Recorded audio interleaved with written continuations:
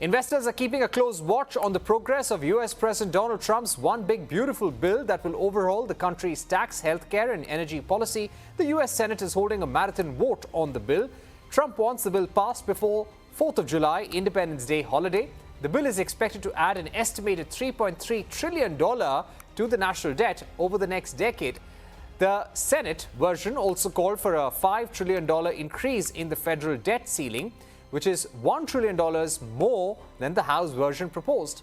Banks and several economists are at odds on the impact of the bill. While the debt load is a concern for many, some say the bill could boost the economy. In a note earlier this month, Morgan Stanley said the bill's pro-growth tax cuts may benefit businesses and individuals. To take a closer look at what the bill will mean for the US economy and what the Trump-Musk feud will mean for the Wall Street, I'm now joined by Dennis Dick of Stock Trader Network. Dennis, thank you very much for joining us. So it seems to be an all-out war between Elon Musk and Donald Trump again, and Trump now saying that Musk could lose a lot more than the EV mandate and subsidies. Do you expect a further impact on the Tesla stock in the days to come? Yeah, the drama here unfolding is really unprecedented from a CEO. Like, usually CEOs stay relatively neutral in their political stance because they don't want to cut off certain customer base. So obviously, we didn't see this with Elon Musk basically completely supporting the Republican Party, and at that time cutting off a lot of Democratic buyers potentially, and even international buyers.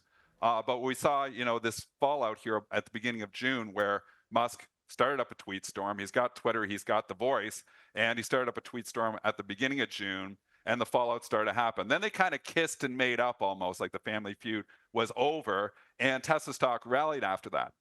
Well, yesterday, the family feud starts again with Musk's tweet talking about, and I can just read the tweet, it's amazing. As obvious with the insane spending of this bill, which increases the debt ceiling by a record $5 trillion, that we live in a one-party country, the Porky Pig Party. Time for a new political party that actually cares about the people. I mean, that is unbelievable for the CEO of a public company to attack, a president like that. And the president has responded this morning, and that's why you're seeing the weakness in Tesla. With the stock at one time down 7%, it's rebounded from those lows down only 4.5% right now. But Musk needs Trump. Trump does not need Musk. And this is what, and I'm a Tesla shareholder, and it's somewhat concerning because obviously, the EV credits are one thing, but you think about full self-drive and all the other things that are going to have regulatory hurdles to get over.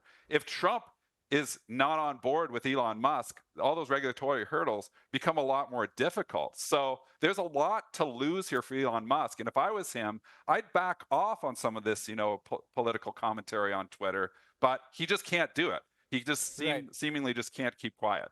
Yeah. Trump has also threatened cutting off some of those EV subsidies.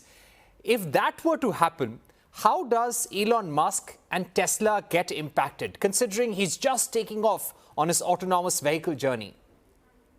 I mean, it's not good, but this was expected. So, we knew in the bill that they were going to bring back or eliminate the EV credit. So he knew this was coming, even when he was supporting, which was surprising to a lot of people that he, jumped on board with the Republicans, because you knew that Trump was probably going to get rid of these EV credits. So I think Tesla can be prepared for that. And they have a lot of cool things coming. I think about, full self-drive, robo-taxi, humanoids. The thing I'm more concerned about is not so much the EV credits, but those regulatory hurdles that I was just talking about for full self-drive. Like, Trump could make that path a lot easier because eventually this gets to the federal level. And if Trump's, looking at Musk and saying, here's this guy talking, a lot of trash about a lot of good things that I feel like I'm doing, it's not the kind of person you want to make an enemy with.